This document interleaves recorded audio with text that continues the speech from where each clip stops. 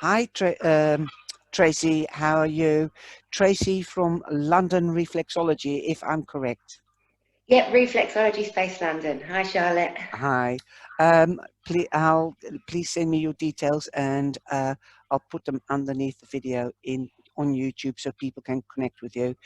It's so great to see you in real life now through cyber, and to work with you. Thank you very much. You're the third person that has come to me after I approached you to work with me. It's so fantastic. I'm really chuffed. And I'm an ex-reflexologist. Due to my back, I can't do it anymore, but it's a beautiful, magical, holistic, alternative therapy that really helps. It peels off layers like an onion. And I get goosebumps because it's so nice to have somebody to talk to that understands what I'm talking about. And I hope a lot of people will come back to you and ask you questions and take workshops with you after seeing the couple of episodes that we're going to do together. Thanks so much, Charlotte. I'm excited to be here too. And it's great to be working across different, I know you're in Holland and I'm here in England, so that's brilliant. Yeah. I hope that people in London and England will connect with you through Zoom as well, or Skype, or Messenger, or email, and ask you questions, and hopefully perhaps do workshops with you.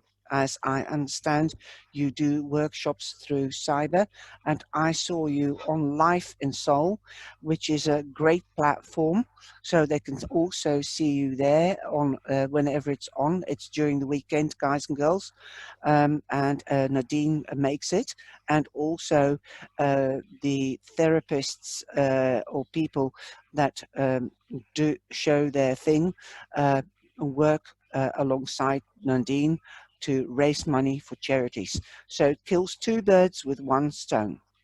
Yeah, it's a really important event, really good events they are. Yeah, I've been on it a couple of times, but my computer and my provider and all these trauma things with internet, it just didn't work, so that's why I haven't been there for a while. I will be back hopefully soon, but I'm also doing the Witches series, and that's why I approached you, because I know what reflexology is about, and I would like other people to know what reflexology is about and what it can mean and do for you. So please go ahead, Trace. The floor is yours. Oh, wow. That's a really broad place to start. I guess I should start probably by explaining what reflexology is. Yeah, I think that will be the best place. So, what is reflexology? It's an ancient healing art, and it's based on the principle that we have a map of reflex points, or a mini map of reflex points on our feet and our hands. They've also been popped onto our face now as well, and our ears. They're other areas that reflexologists can work. So the idea is we've got the mini map, front and back of the hand, top and bottom of the feet, and the reflexes or reflex points correspond directly to different systems, organs of our body, as well as our emotional health. And by stimulating those points in specific ways, ways that we're trained to do, what we do is we can help to release blockages and allow the energy, or the free flow of energy, to be restored within the body, which promotes our well-being. And my computer's just going dark there. Promotes our well-being and our innate healing within our body. I'm really sorry, the battery thing has just popped up. Hold on. Don't worry. Those days. Don't worry, but I'll interrupt. I'll talk whilst you're doing that. That would be lovely. I haven't done reflexology for about 15 years, obviously, because of my back, but I had my own practice. And here in Holland, I agree. It resonates with me what you are all saying. Organs and systems. You can also compare it to other systems like acupuncture and the meridian system, which is also unseen and holistic from China. And so it goes deeper than just what the Western world um, explains it. It is, you're also working the unseen system, the meridian system that comes from the old China, the old system in China. The Western or the European or the Western world doesn't recognize it, but there are more therapies coming in now, so that the regulated professionals um, have to recognize it and be more conscious of. And you actually see more nurses, more doctors, general practitioners, psychologists, psychiatrists actually doing alternative stuff to add on to their professions, like life coaches, reflexology, um, acupuncture, you name it. I am actually a nurse by background as well. I've been a nurse for nearly 18 years now. I'm a children's nurse. And I've always been interested in the alternative, but it was about 15 years ago now. I had a challenging period of illness myself and actually it was actually where I discovered reflexology for the first time. And experienced so many of those wonderful therapies you were just talking about, the acupuncture, I had Reiki, I had lots of different things.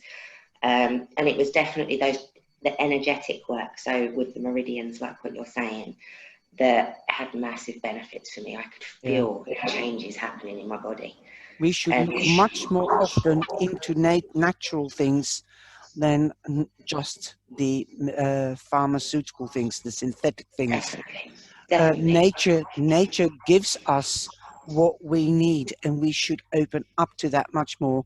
That's why I've also started this witches series, not just because witches. Actually, I would just like to mention, because I've already discussed this with Georgina. In the 15th century, the witches were the prototype to doctors, because they were using natural stuff and doing natural things. It was actually the churches that were fighting, trying to get the power, and they called everybody a witch, even if they were heretics. And it is so fascinating that history is again big institutions are trying to get the power, and that is how things disappear and people are ordered or controlled. And this is what I also feel what is happening now. I won't mention anything or names of illnesses, but I feel that is what is happening now in society. The let's say the elite are trying to control the people below. And I think I shouldn't bring in faith or politics, and I'll try not to. But like I said, um, uh, contemporary witchcraft often involved the use of divination of magic and working with the classical elements, unseen forces such as spirits and forces of nature, the practice of natural medicine, folk medicine, and spiritual healing is also common, as are alternative medical and new age healing practices. And everything, like I always say, comes round, what goes round comes round. It goes a full circle. And I'm so glad that there is less of a taboo on witches. It's just a word. It's a Wiccan or a pagan, people that work with nature and earth, and the angels and other deities. I And often get called a witch by yeah, me people. too. I've been called a witch. Anyway, I'm just special. I'm an individual. That's the way I look at it. Yeah, we're all individuals. And you're working not only with your higher self or with the divine or with angels or whatever, but you're a channel. You're giving yourself up so they can work through you, so that you can give the positive energy. And that is um, an empath, a proper empath. You have empathy, sympathy. That is working with a pure heart, and that is, we also give a little bit of ourselves, Yeah. but we know the boundaries to be professional as well. And unfortunately, a lot of people, um, you know, what I'm seeing around me at the moment, they say there are empaths, but they don't work according to the natural rules. There are 13 rules, but in this book there are more. But it's like basically being old-fashioned, polite, uh, try to help an other, think of somebody else, because you'll get it back threefold. You don't, and you don't do it because of that, but because you want to give back to nature or to people. Yeah. Okay, well, that's the holistic side of it, and how does it go in England? Do you have to become a member of a professional body? So there's a couple of different avenues in this country. So there's the avenue that I took. That's the easy one to start with. I was actually working full time at the times that I trained. So I actually did it as evening classes. And it was a year, and I had 6 hours of learning a week in class, then a lot of extra learning at home. And I had to do 100 case studies on people's feet as well in person. So that's the way that I did it. And doing it that way, you can then become affiliated with the Association of Reflexologists, who are a bit of a governing body for us. And if you're looking for a reflexologist, you should look for somebody that is under the association, because you know they've completed the full of, yeah. That's There's what we also call a the, professional. That's what we call a professional body, and then it's a form of registration, and you have to refresh your knowledge every year to get so many points, so that you get your license number.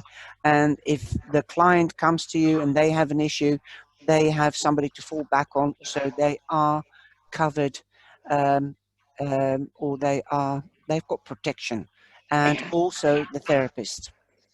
yeah, they do so much for us, like, especially through the situation at the moment through COVID and the change in, well, the changing times every single day with what people are allowed to do and what they're not. They're checking out all the legislation for us to make sure that we're not doing anything we shouldn't be doing. And they've put in hygiene requirements, policies, all that sort of thing. So they've been amazing.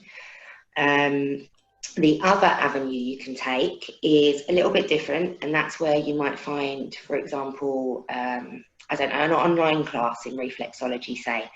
And I know there are some organisations out there that do them. And while I can't really comment because I've never seen one, while I'm sure the learning online is really, really good, it doesn't actually have the practical element. So you're not actually able to practice with somebody sort of overseeing what you're doing to make sure you're doing it correctly. And those people aren't allowed to sign up with the Association of Reflexologists. Yeah, so that's kind of the difference. It's the same with Reiki. You can get people, they do workshops on Reiki, but basically it is not the recognized Reiki that you can become a master. So you have to be careful. Do your research in whatever course you take, that it is a recognized course and that you can advance in it. Because I can start workshops on Reiki, but it's, to me, I am a Reiki master, but I will not, I will do a workshop, but I will always tell people this is just a sort of introduction. You can do it yourself, but I will not do the initiations, because I don't want, I've got my personal choice why I don't want to do the initiations and do the diplomas, because of the officiality. Yeah, so it's just super important to know the difference, like what you're saying. because you may think that you're getting a really good reflexologist, and I'm not saying they're not good at all, but they may not be trained and qualified to the level No, that the somebody medical is side of it, registered. because we had to study the anatomy, so we knew what we were dealing with. Like in Holland, you're not, I might be different in England, you're not allowed to do any reflexology on cancer patients without permission from the specialist or the GP, because you can disperse the cancer cells. You're not allowed to do reflexology on pregnant ladies, because you might initiate an abortion or a miscarriage, let me put it that way. Yeah. Sugar, diabetes people, clients, epilepsy, because that will spike up their sugar levels or their epileptic levels. But we are really, really controlled, or we have to work accordingly with the, or hopefully work with permission from specialists and GPs. We Yeah. also, when we get a client, they have to fill in a form, what they eat, what their hobbies is, what is their work, so we can get a picture, a holistic picture, not only of the body but of the mind, what they eat, so that we can play into, make a plan of action of treatments, and we keep their file up to date after each treatment, and they have always got the right to see their file. Yeah, so that's really similar to here. We do all the documentation, keep that up to date. With people with illnesses, so I was a cancer patient myself, although it was 15 years ago, so a lot has changed. There isn't the issue here about the dispersion of cancer cells, because the belief is here that reflexology is a non-invasive, gentle therapy. Yeah, that's just, it is something that I heard sort of inklings of when I was a patient, but it wasn't something that I believed, and I was happy to go ahead with it. So I had to sign to say I was happy. Yeah. But like you said, if we're treating people with chronic conditions, we should really be getting permission from their GPs. Yeah. And, I mean, Or specialists. yeah, and GPs and specialists quite often don't even know what some of these therapies are. And they will just say it's not going to hurt you, it's natural, they're not invasive. So But they can bring on very big changes. they absolutely can. You can have a giggling fit, or you can have a crying fit. For example, this is in the spiritual world, letting go of old rubbish. Yeah. That is how you lighten the load. Yep, so it can be physical, it can be spiritual. Mental. A good example for me myself is when I was having my treatment, I had a lot of fluid retention from the medications I was on, and just by working on one specific area, the reflexologist was able to shed so much of that fluid. And I knew that it was being shed because I was running to the toilet for a pee every half an hour, 45 minutes. Well, I've done the massage therapist, the masseur, and there's different massages, and this is like drainage. I Yeah, think it's called yeah, the drainage massage. So yeah, and that is, you can see it back in other therapies as well. you can. But obviously, I'm not allowed to say that I'm curing, because as a reflexologist, we're not No, allowed to do that. We're not doctors. this is Um, to support. it is. It's to support our bodies, and it's to kick into action that innate healing mechanism that we've Yeah, all got within us. it is Yeah. motivating. That's what I've been told to say. It motivates the body to support and bring up the immune system, so it can heal itself. Yeah. So we're not doing the work. We're supporting your body to Yeah. do the work. And it's Definitely. always nice, because when the client comes back, they talk to you, they let go again, they give their spiel, and that helps. It's like the hairdresser. She's also a psychiatrist, because yep, when you're a hairdresser. The hairdresser is multiple functions or vocations, in my view. I think it's the same as all therapists now, technicians, everyone, like they hear so much, don't they? They listen to so much from people. Okay, so and I understand. Well, like Reiki here in Holland, there are certain Reiki masters or Reiki therapists that do work in hospitals and in holistic centers. So there is more recognition coming or is here for those people, and that's why I would like to have more recognition for herbalists or Wiccans or pagans, because that was one of our first discussions. What is the difference between a herbalist and a witch? I think a Wiccan herbalist is natural, and an official herbalist in the regular system, they use the pharmacies, and you don't know whether it's real stuff or whether it's synthetic. That's my question mark. That's what I'm saying. That's how I feel. Yeah, it's a tough one out there. Yeah. And that's why it's important for clients to know, check your therapists or your wherever you go, even if it's the plumber, check that they are a member of an association or a professional body. So if there are any issues or damage claims, that you can connect with these professional bodies or associations. It's important as well to always make sure that you're, I don't know what it's like in Holland, but here we have to be insured as well as having the Yes, professional bodies. So just to make yes, sure. yes. Yeah.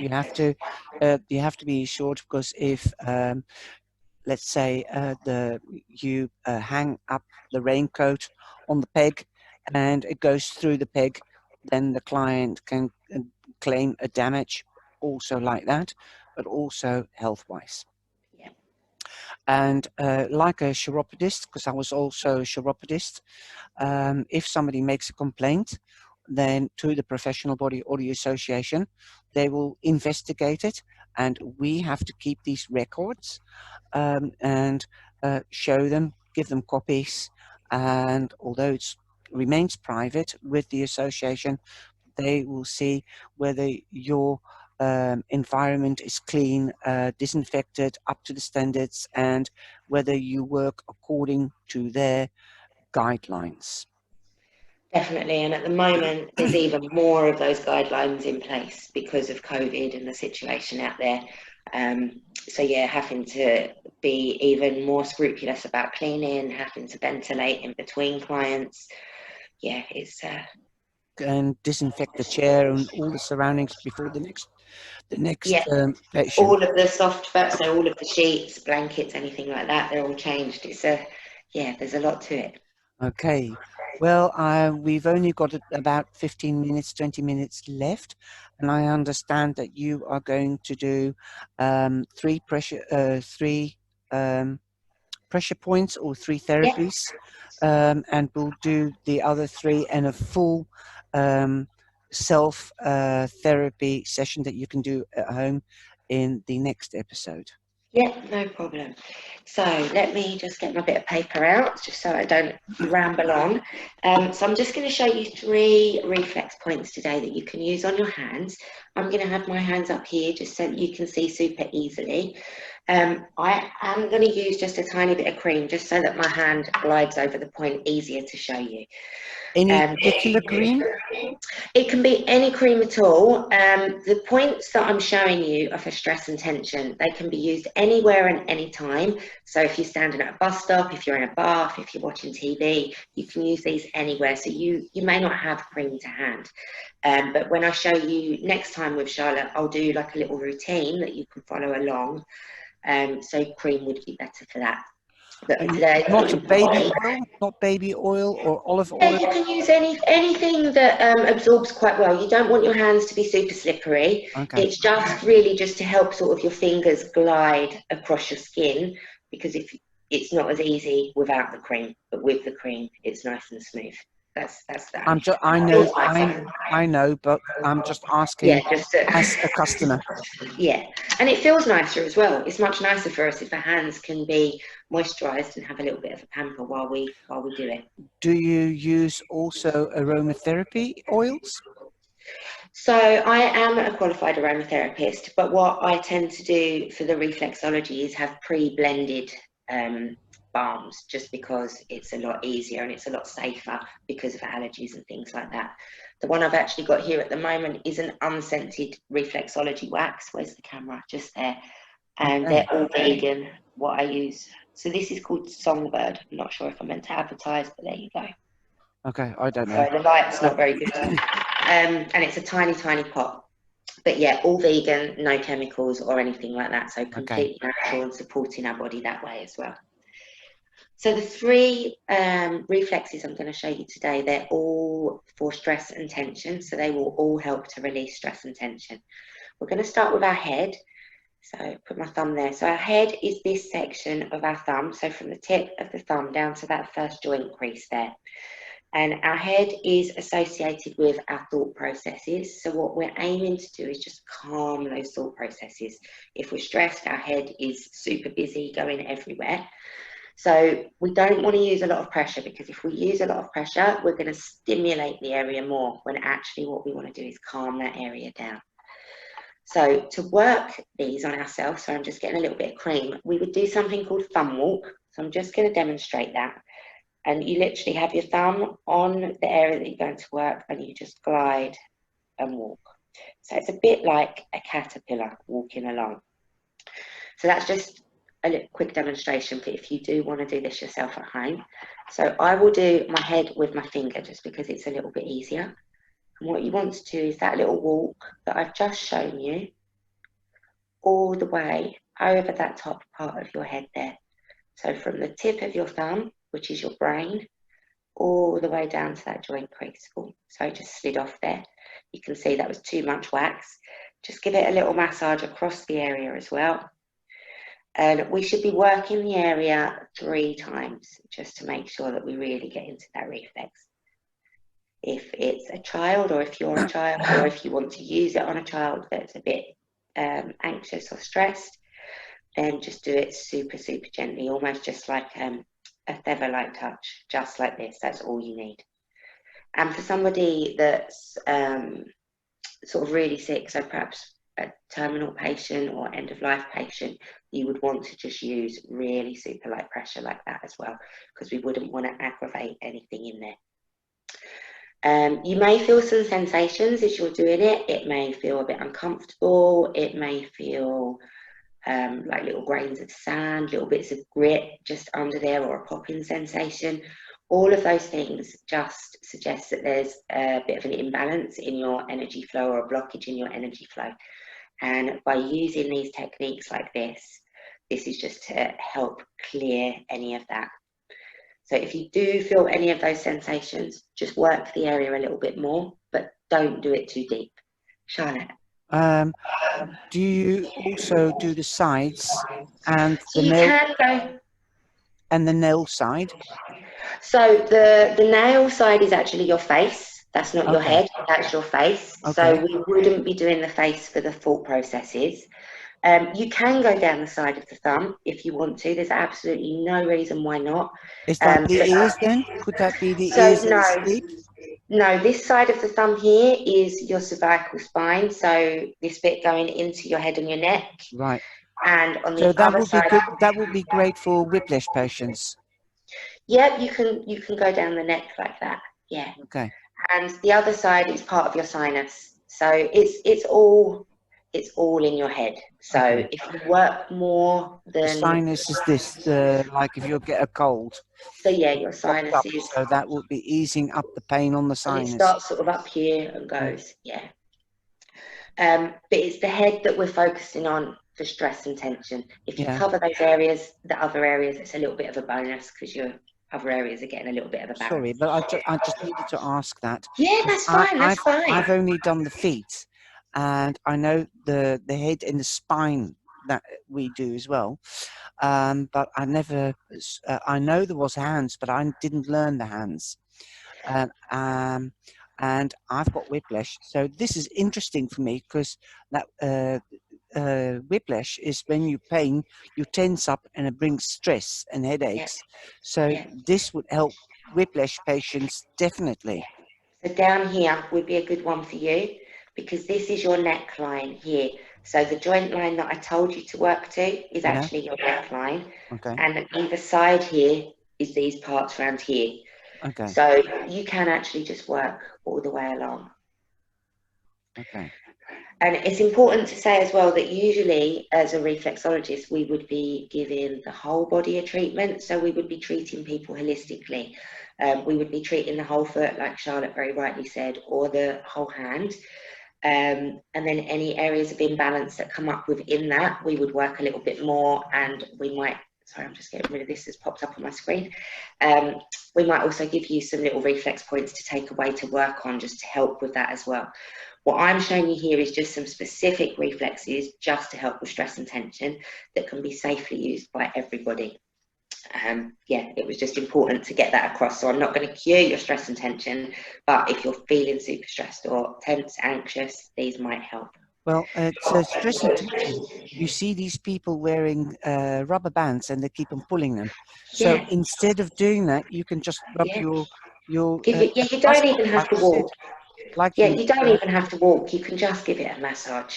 Well, it's just like a little stop, like you said. Yeah, exactly. And what I like to do as well, if you're in a space where you can do it, I know it's not always possible, but just try and close your eyes and just take a couple of deep breaths as you're doing it, and just set the intention that you're actually calming those thoughts. And yeah, it might sound a little bit crazy, but to people that work with energy, to people that are used to this sort of thing, they would know. It does actually. I was just already going. You saw And me that do it. itself, like what you said, it. and like when you said about laughing, and that in itself, that's Mm. releasing. That's releasing some energy, whatever we need to get out. And actually, it's really important. I go back to what you said at the beginning about, I know I mentioned about the cancer patients, but pregnant ladies. So in the UK, we can treat women that are pregnant, not in the first 3 months of pregnancy, just because of the obvious reasons. And obviously, we wouldn't want to be blamed for causing any miscarriages or any issues. We can treat safely during pregnancy. And as a general reflexologist, we can just do a general treatment. But to treat pregnancy-specific issues, so severe morning sickness, things like that, you actually have to have done an added-on qualification to work specifically with those pregnant women. So I would see a pregnant woman at any stage, but I haven't done that extra one because that's not an area of my expertise. So I would just treat very, very gently, whereas there are specific reflexologists out there for that. Sorry, that just popped into my head, so I wanted to come back to that one. Thank you. So our neck, I've just kind of shown you the neck, that's there, but I'm not going to go into that anymore today because the more important one is the adrenal. So our adrenal gland, if you look from your second finger there down to your thumb, there is like a natural triangle in your hand there. And what we want to do is find where the cartilage just comes to pretty much an end, and the soft bit. Actually, I've been working on mine a lot, so it's not as painful. But if you're hitting the right spot, it will be quite uncomfortable. Is and you hold it. Yeah. Yeah. So if you just, is there a bit of discomfort there, Charlotte? Yes.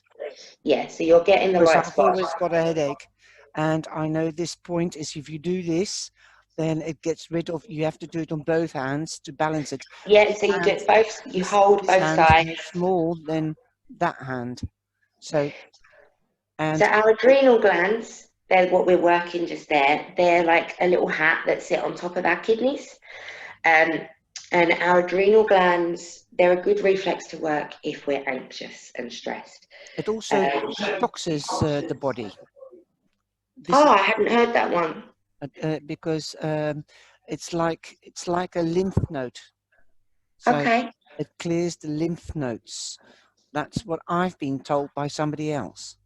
Okay, that's it. And it's, do you know what? It's really interesting because it's like you said earlier, acupressure, acupuncture, and Chinese medicine, reflexology, they're all working on the meridians. They're all so closely linked, but they all have slightly different pressure points.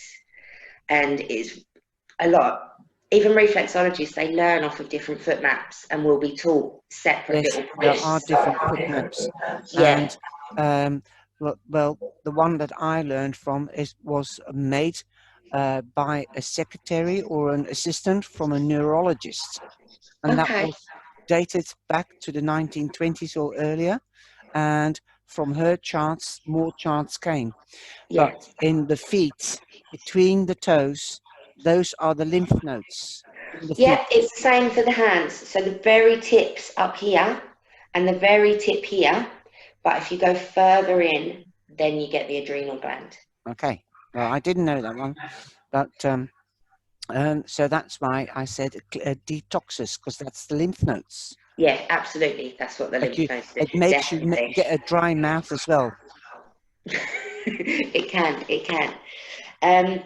So the adrenal, it releases our stress hormones, so our cortisol, which some people might have heard of, and that triggers our fight and flight response within our body. So that signals our body that there's danger we may need to run from. And it's when that fight and flight response kicks in that we get the anxious feelings, the sensation of butterflies, the jitteriness, and that's all coming from our adrenal gland, or one of the places Okay. it's coming. It's from our adrenal gland there. So what you can do is you can, so like Charlotte rightly said, our lymph nodes are just there. And if you go a bit further back and more towards the V down here, you will find an area that's a little bit tender, and that's your adrenal. If you're not finding it's tender, you might be somebody that's completely imbalanced and has very little stress in your life.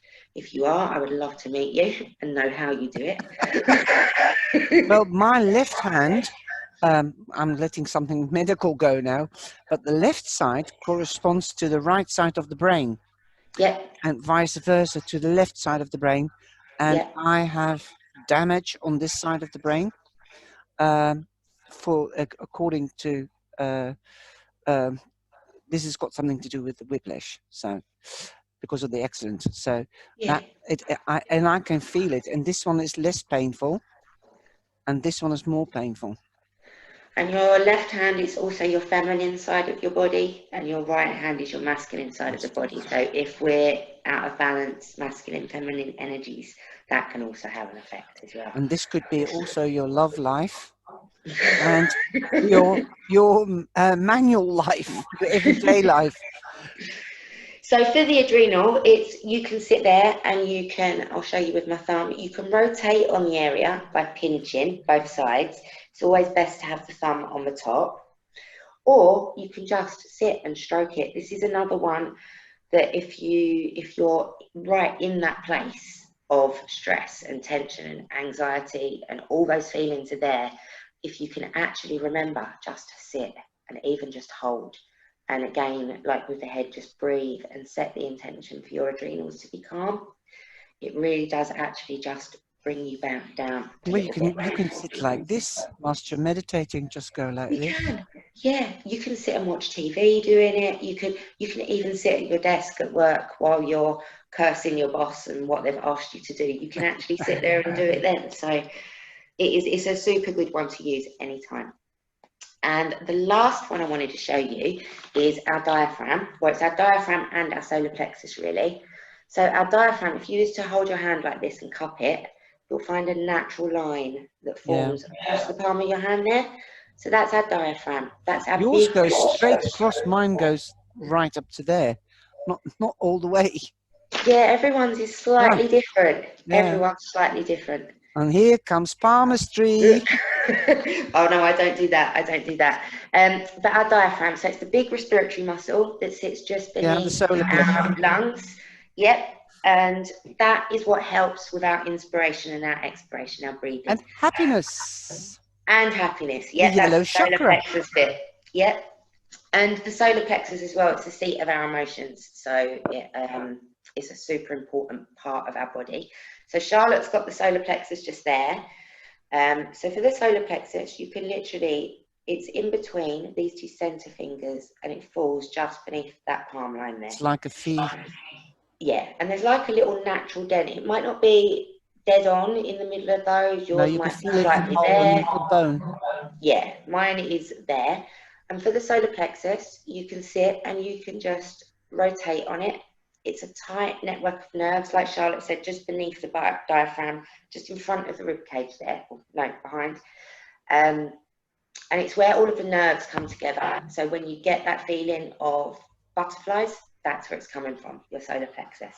Oh, this is great. I'm going to take this in my meditations and just sit there and just go, So let me show you how to do a solar plexus breathe or a breath, because then that is blissful. It's even more beautiful than just sitting and holding. So to do a breath, what you would do is as you breathe in deeply through your nose, you press into that point and rotate. And as you exhale, release the thumb from that point. And then deep breath in again and press in with your hand and rotate.